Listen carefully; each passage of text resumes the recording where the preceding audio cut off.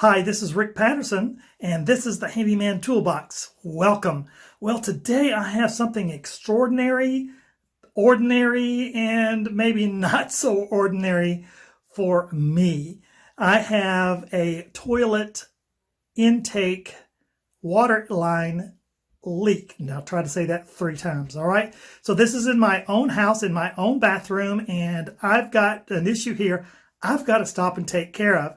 I noticed something today when I went downstairs in the basement. I heard as I was walking through, and I looked down. There was a puddle of water everywhere, and my bathroom is upstairs.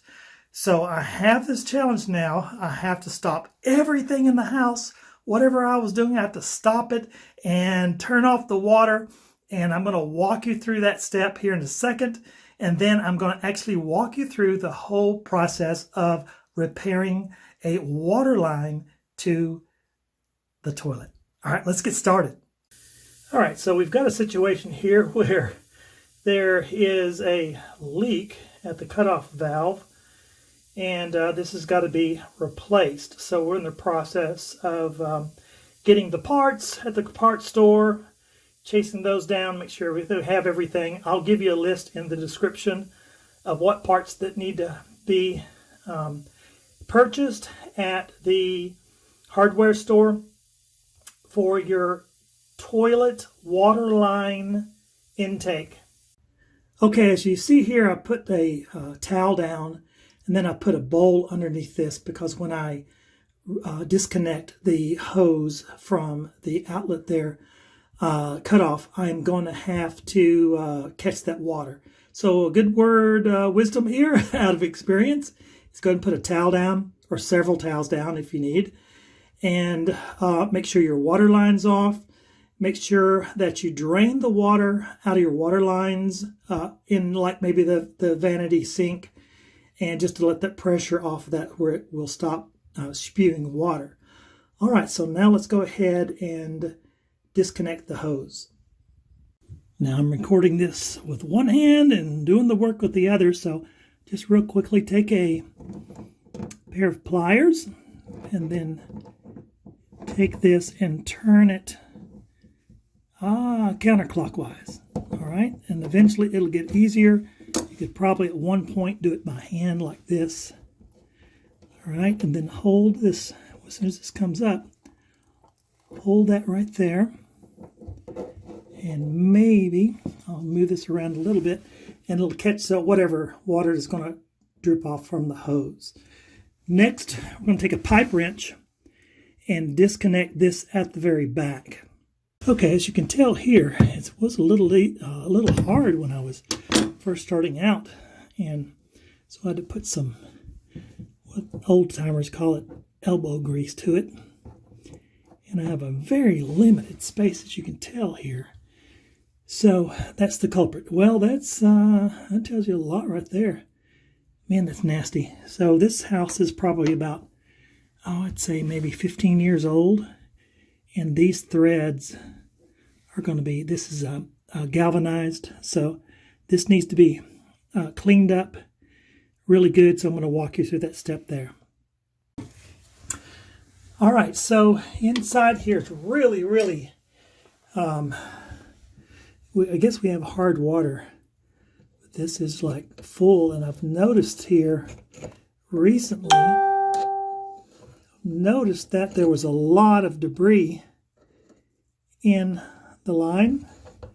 And the way I could tell this, again, this is cold water here, but the way I could tell this is just see all the stuff that's in it, and that is rust. All right, so I've got that cleaned off a little bit. Now, in case you don't have the proper tool, like I can't really find mine today, so what you want to do here is just take your bristle brush and clean off all the way around as much as you can. Okay, and that feels a lot better. That's a lot cleaner. And let's do a probe on the inside. I've still got a little bit of rust there, so I'm going to try to clean that out a little bit better.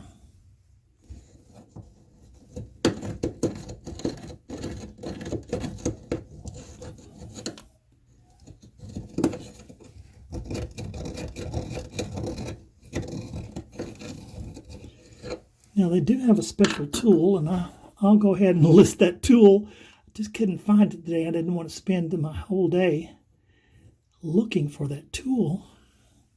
But you see all the rust and the degradation that's coming out of there. And this is a galvanized pipe. I don't like using galvanized pipe at all.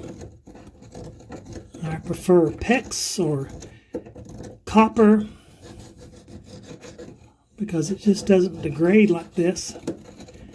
And again, you know, I'm just kind of, sometimes I'm leery of the water quality in the area we live, being only 15-year-old house, and you've got that stuff in the water. So that is that's what's in there, and it's pretty bad. So I'm going to go ahead and do the repair. I'm going to flush it out a little bit, flush out the water line, and make sure that it's good. Once I get this on there and capped, I'll turn the water on, kind of flush it out a little bit. Yeah, after the cap, I'm not going to turn it on like this. It'll blow out, you know, this yucky looking stuff everywhere in my bathroom, so I don't want that to happen. All right, so now we're ready to start treating the threads, and I'll show you how to do that. Okay, so now we're ready to do the threads. Now, this is a very, very helpful tool. I'll put this in the description. I don't think it has a brand name on it. No, it doesn't. All right, so what I'm going to do is take this outer section here, and you can see what I'm doing with it. I'm just taking and cleaning the threads really good. What I'm going to do here is use this end to clean this out. And that was just so filthy, so I'm going to try my best to see if I can maybe get some water in there. Let's see if that's going to be possible. Yeah. So I'm going to take this and put it inside. And see if I can flood that out a little bit. Wash it out. All right. Here we go. So that's coming out now. Let's go ahead and try this again. Okay, so I'm happy with that now. What we're going to do here is go ahead and put some Teflon around, what I call Teflon paste. I call it pipe dope. So yeah, I'm going to put that around there, and then I'm going to put the Teflon tape around there. Then we'll put the we'll go to the next stage. All right, so I want to give you a close-up of the pipe thread that I'm going to use. This is called the pipe thread sealer, and it's T+2. I do recommend using this. You want to use this only on water lines. There is a yellow one.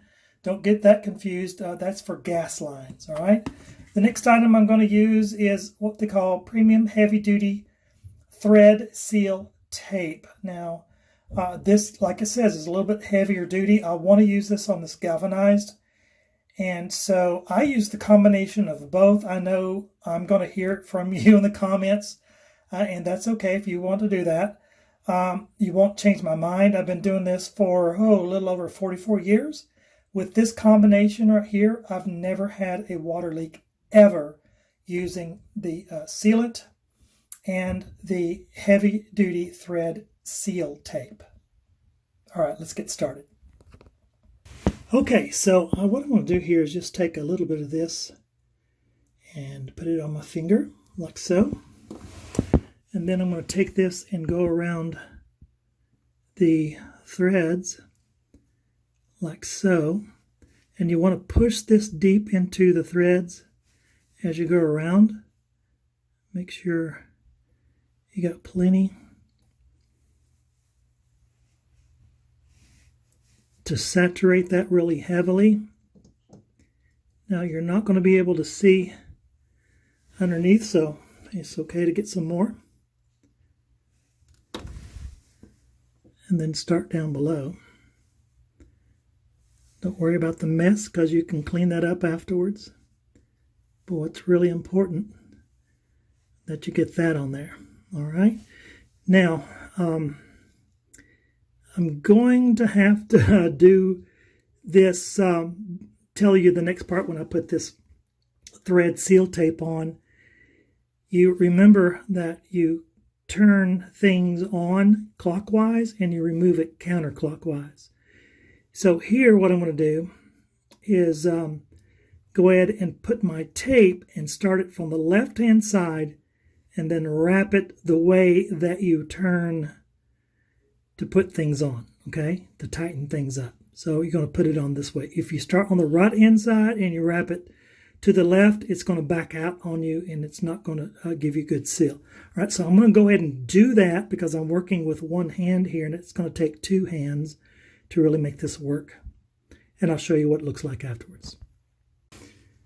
All right, so you see this here. Well, so far I've got this all the way up and I tightened it as good as I could. And so now what happens is usually I started at the very back of the thread and then work my way forward at turning it. And you need to go around at least twice on here, okay? So that'll get you started. Now we're ready to put the valve on.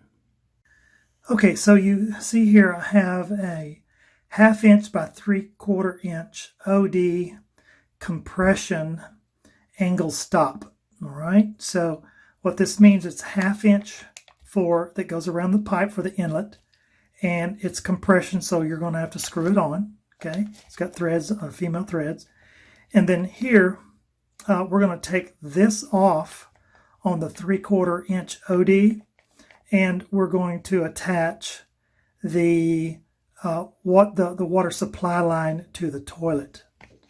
All right, let's get started. All right, so the reason they call this compression is you see this is what comes with it. And there's the fitting. Here's the fitting here as well. Sometimes you'll use this with like a copper line. We're not going to do that. And so what I did here was took this fitting off, put it there. And then this right here, let's see if I can do this one-handed. Probably not. But let me give you a bird's eye view. See, so that's gonna screw on there.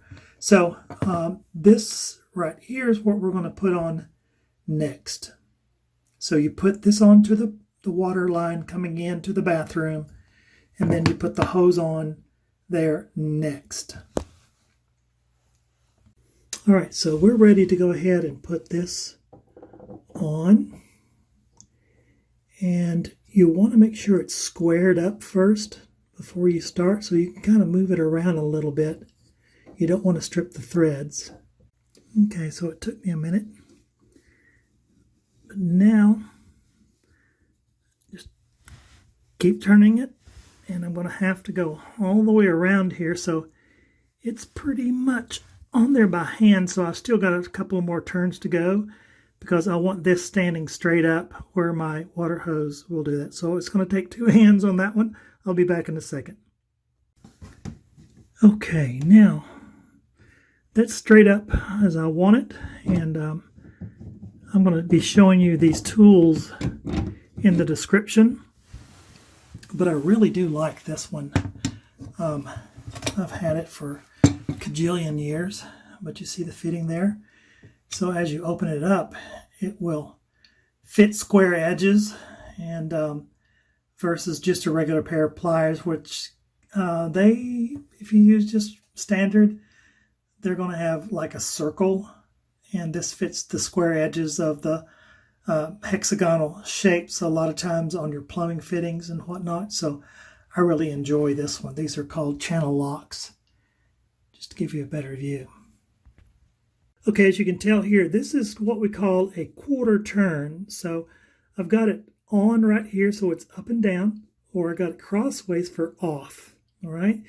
So what I'm going to do now is go downstairs, turn the water on to the house, make sure that everybody's go through and check to make sure that you've got all the water line or all the faucets off.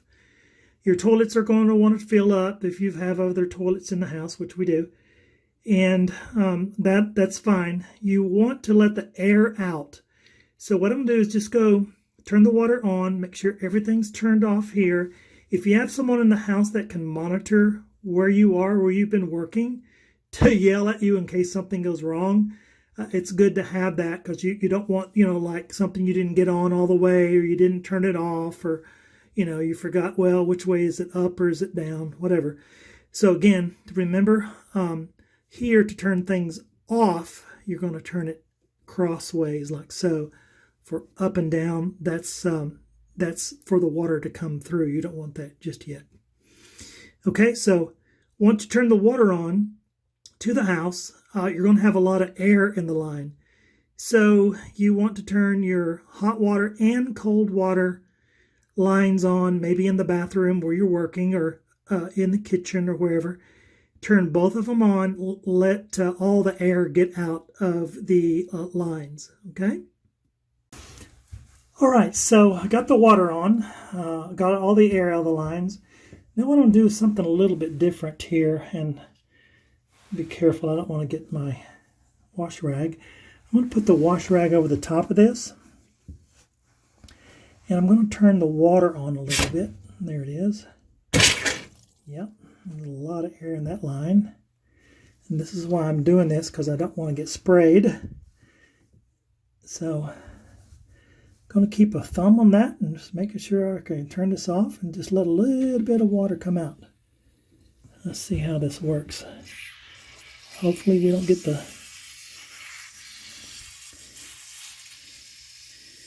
All right, I'm happy with that. I'll turn that off. Clean up my mess a little bit. All right, and now we're ready to put pipe thread sealant around here, and the pipe thread tape as well. Again, guys, I use double. I've never had a leak, and as you can see here, this is not leaking at all. This is just the pipe thread sealant that you saw on my finger there. Okay, as you can see, you can't see what's behind there, so this is why I start at the very back and put my tape around, my sealant around like that. Don't worry about a mess, because you can clean it up later. It's more importantly to get those threads sealed really, really good. Okay, so what I've done here is just lay this out, and really, really lightly I cut this with a razor, okay? So you don't want to scratch up your toilet seat or anything like this, but I just want to real, real lightly. This is ultra thin, uber thin. So now I'm just going to take one of the shorter pieces like this right here. Don't need that wide, so that's why I cut it in half. Now I'm going to wrap it. Now to wrap it, remember, you've got to go in this direction. You got to go clockwise, because when you screw the hose on the fitting, it's going to be like so. You're going to do that part right there. So wrap this clockwise. Okay, so now I've got my long hose. Of course, this is already fitted, so what I like to do is take it and snake it like so.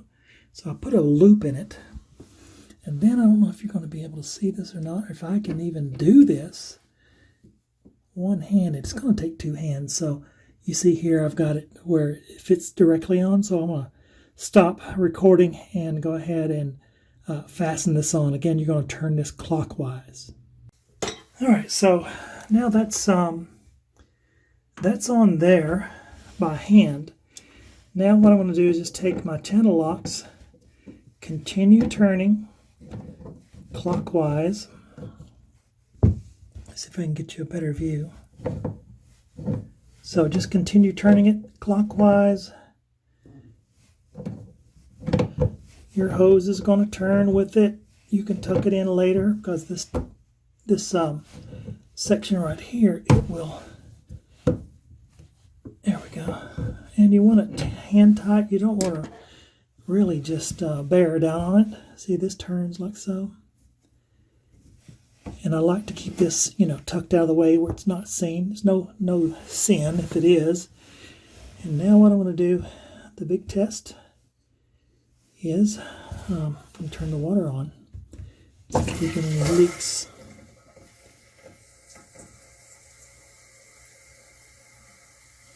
So we're going to try a couple of things here. Find out if I got any leaks on it. And there's going to be some water when you first start it. You can clean this up. But most importantly, you don't want any water dripping at all. So let it run its course, let it fill up. I would keep the bowl underneath it. I'm going to empty this out. Now, one test you can do is take some toilet paper once you clean up and everything, and then you can see it's no water at all. It's kind of cold, but that's just the cold water coming in from the outside. So let me put some toilet paper down there, and we'll see if we have any leaks at all.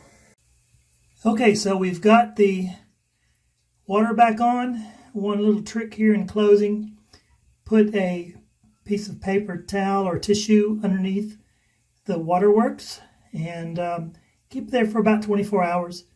If you see any leaks, then you've got to go back and adjust or fix or repair whatever needs to be done there. All right, guys. Thanks for watching. This is Rick Patterson again with the Handyman Toolbox.